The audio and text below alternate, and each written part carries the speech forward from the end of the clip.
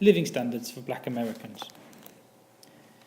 The Jim Crow laws played an important part in damaging the quality of life most black Americans had.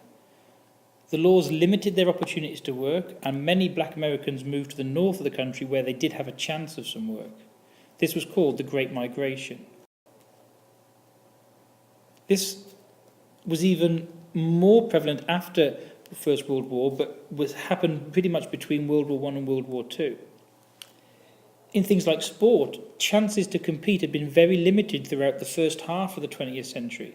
It was not until the late 50s and early 60s that famous black sportsmen in American football and baseball, the Olympics and tennis came to the fore. Unemployment was twice as high for black people as it was for white people, and 50% of black Americans lived in poverty. Yet a lot of black people had served for the American Army in the war. They saw that life should be better. Standards of living had improved for everybody, but the gap between white and black was still huge. The white Americans took part in the consumer boom, buying washing machines, fridges, cars, etc., new homes in suburbs on the edge of cities. Black people were not allowed even to live in the suburbs. They fought against Adolf Hitler and the idea of racism.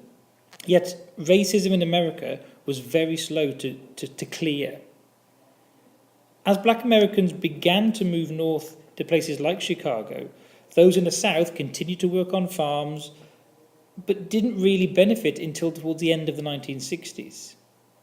The difference was, because of Martin Luther King, Rosa Parks and people like that, black people were no longer going to sit on their behinds and allow this to happen to them. They wanted some change.